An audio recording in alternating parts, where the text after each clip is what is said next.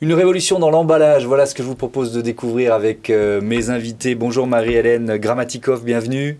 Merci, bonjour. Vous êtes directrice générale de Lactips. Pour vous accompagner, Céline Procope, bonjour et bienvenue Bonjour. à vous aussi, présidente de Guyenne.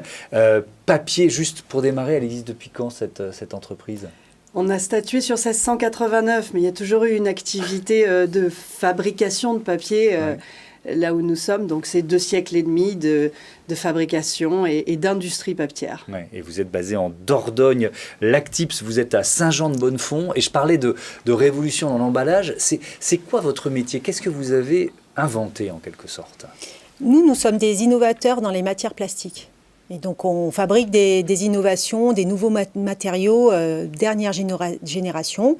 C'est des plastiques qui ne contiennent pas des plastiques. C'est du plastique sans plastique. C'est du plastique sans plastique Okay. et utilisable dans la filière, donc des matières plastiques ou du papier.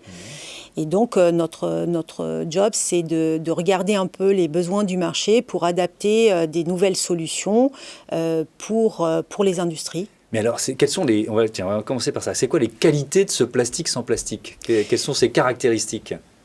Il est naturel, première chose. Donc, il est biosourcé, il est biodégradable dans tous les environnements. Il est recyclable. Ce qui est intéressant, c'est qu'avec la combinaison avec le plastique, on arrive à apporter des caractéristiques qui sont absolument nécessaires à la filière. Par exemple, la barrière au gaz, ça c'est très important pour les gens qui font de l'agroalimentaire, la barrière aux graisses.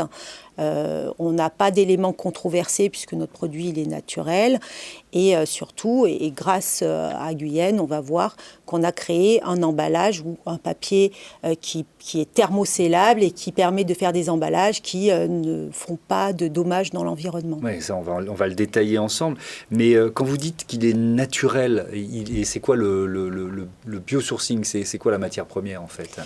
La matière première, c'est des protéines naturelles, c'est des plastifiants qui sont eux aussi naturels. Tout est biosourcé. Donc on a un produit, c'est pour ça qu'on peut dire 100% naturel et pas complètement naturel. C'est une grosse différence, donc c'est 100% naturel. Combien de temps de recherche et développement pour aboutir à une solution comme celle-là ? Il y a mon associé Frédéric Prochaska, qui est l'inventeur, avait commencé à l'université Jean Monnet de Saint-Étienne en 2005, je crois. Oui.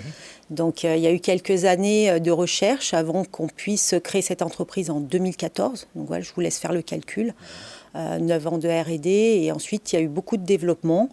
Et là, on est dans des phases d'industrialisation et notamment d'industrialisation sur les filières. Alors, qu'est-ce que ça représente pour vous, Céline Procope ? Parce que on voit effectivement, nous, consommateurs, il y a ce mouvement, je parlais de révolution dans l'emballage, c'est vrai, toutes les marques veulent se débarrasser du plastique. Donc, vous, c'est quoi l'enjeu ? C'est de remplacer ça par du papier, mais du papier qui réponde aux exigences des marques, notamment pour l'alimentaire ? Exactement. Si vous avez la possibilité de donner des propriétés à un papier qui est une matière naturelle, biodégradable, la cellulose disparaît dans la nature. Si vous avez la possibilité de lui donner des propriétés filmogènes qui vont du coup être comparables aux propriétés techniques du film et du plastique, vous avez tout gagné en fait. Donc c'est hyper complexe, très technique. On a besoin effectivement de plusieurs métiers pour arriver à cet objectif-là, mais ça donne derrière effectivement la possibilité de faire des emballages qui auront un cycle de vie beaucoup plus respectueux pour la nature. Et c'est tout l'enjeu, en fait.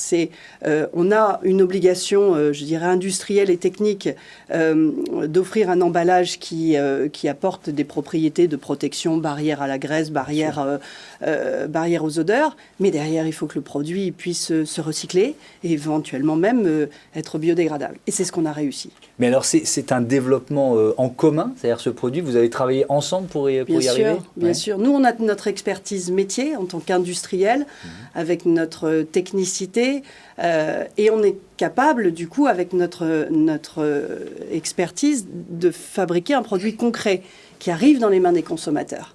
Mais pour ça, on avait aussi besoin de l'ingéniosité de l'Actips, de sa R&D, pour justement apporter ces propriétés subtiles, filmogènes au papier qui, à la base, n'a pas toutes ces propriétés-là, en fait. Alors ça marche comment? Pardon, mais je vais être très béotien. C'est quoi? On prend un morceau de papier un peu cartonné et on rajoute un film plastique dessus? Alors c'est pas du film, justement. C'est de l'induction.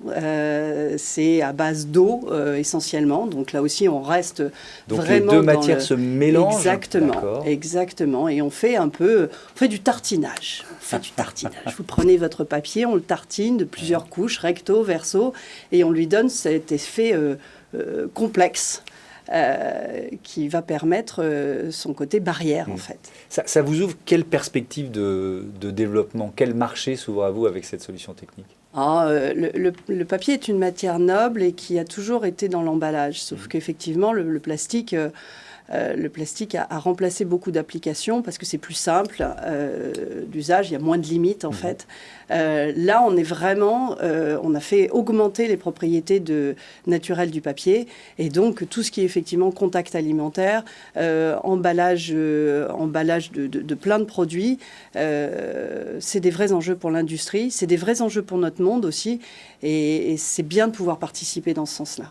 Oui, c'est aussi un engagement d'entreprise. Complètement. Ouais, il y a cette dimension-là qui est importante. Est-ce que ce partenariat, ce co-développement, c'était nouveau pour vous ou est-ce que ça vous est déjà arrivé dans l'histoire de l'Actips?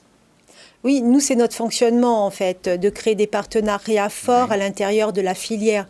Parce qu'on ne peut pas développer des produits innovants tout seul.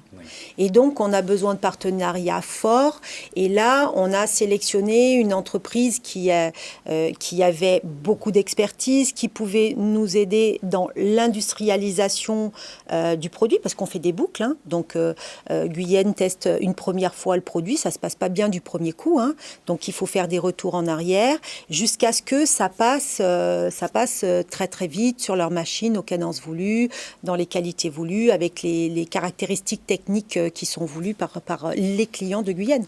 Donc ça, c'est très important pour nous dans les développements, que ce soit des coopérations, plus que de la collaboration, mais de la coopération très forte. Vous ouvrez bientôt un nouveau siège social, c'est ça? C'est une étape importante?